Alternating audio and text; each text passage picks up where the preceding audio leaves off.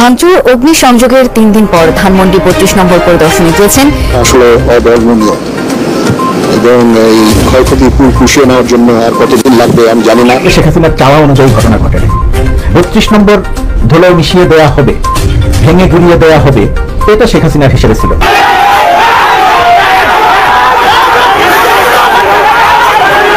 এই ছোট বাড়িটা, যে বাড়িটা আমার মা অনেক কষ্ট করে প্রতিটি ইট নিজের হাতে এই বাড়িটা গড়ে তুলেছি, তা ওই কয়েকজন বুলডোজার দিয়ে ভেঙে গুড়িয়ে দেবে এ শক্তি তাদের হয়নি এখনো। এটা তাদের দুর্বলতার প্রকাশ।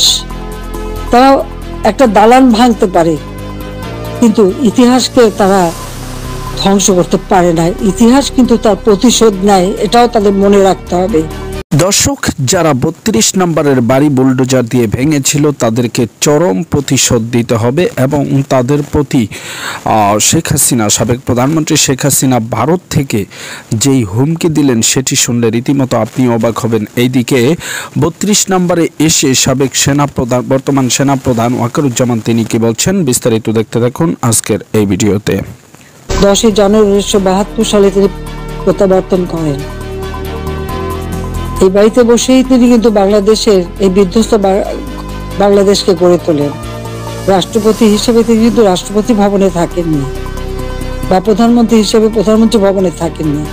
এই ছোট বাড়িটা, যে বাড়িটা আমার মা অনেক কষ্ট করে প্রতিটি ইট নিজের হাতে এই বাড়িটা গড়ে তুলেছিলেন।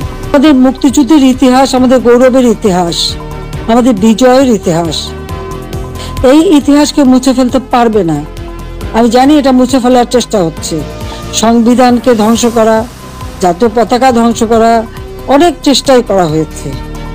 কিন্তু লাখো শহীদের রক্তের বিনিময়ে যে পতাকা পেয়েছি, যে সংবিধান পেয়েছি, যে স্বাধীনতা পেয়েছি, তা ওই কয়েকজন বুলডোজার দিয়ে ভেঙে গুড়িয়ে দেবে এ শক্তি তাদের হয়নি এখনো। এটা তাদের দুর্বলতার প্রকাশ। তারা একটা দালান ভাঙতে পারে, কিন্তু ইতিহাসকে তারা ধ্বংস করতে পারে না। ইতিহাস কিন্তু তার প্রতিশোধ নেয়, এটাও তাদের মনে রাখতে হবে। একবার মুছে ফেলা হয়েছিল 75-এর পর, এরপরে আবার এখন শুরু। যারা এটা করছে তারা তাদের হীনমন্যতার পরিচয় দিচ্ছে।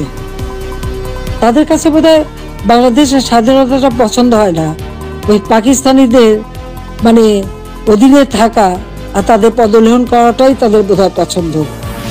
আজকে অন্তত আমরা বলতে পারি, জাতিপিতার স্বাধীনতার পর যুদ্ধ বিধ্বস্ত দেশ যখন গড়ে তোলেন। দর্শক, এতক্ষণ পর্যন্ত আপনারা দেখলেন ভারত থেকে পাঠানো সাবেক প্রধানমন্ত্রী শেখ হাসিনার তথ্য ও বাংলাদেশের ছাত্র সমাজদেরকে উদ্দেশ্য করে যেই হুমকি। এবার আপনাদেরকে দেখাবো সেনা প্রধান শেখ হাসিনার এই বক্তব্যের ইস্যুতে কি বলছেন। সামনে আরো সময় আছে, একটু ডিফিকাল্ট সময় পার করতে হবে আমাদের, এবং আমরা যেন দেশ এবং জাতিকে একটা ভালো জায়গায়, একটা নিরাপদ জায়গায় নিয়ে যেতে পারি, সেজন্য আমাদের জন্য দোয়া করবেন। ইনশাআল্লাহ আমরা এই দেশের এই ক্রান্তি লগ্ন থেকে দেশকে উদ্ধার করতে সক্ষম হব, একটা শান্তি সুশৃঙ্খল ভবিষ্যতের দিকে যেতে সক্ষম হব। ইলেকট্রনিক মিডিয়া, আসসালামু আলাইকুম।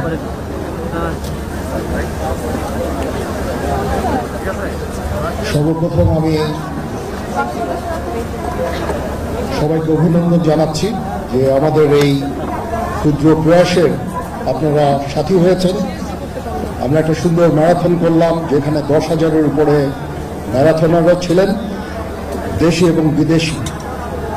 এখানে উদ্দেশ্য জয় পরাজয় নয়, উদ্দেশ্যটা ছিল যে দেশ এবং জাতিকে এই ফিজিক্যাল অ্যাক্টিভিটিসের মধ্যে অন্তর্ভুক্ত করা। আমরা আজকে যে সাড়া আমরা পেয়েছি, আমরা অভিভূত, এবং ইনশাআল্লাহ পরবর্তীতেও আমরা এ ধরনের ম্যারাথন সংগঠিত করব।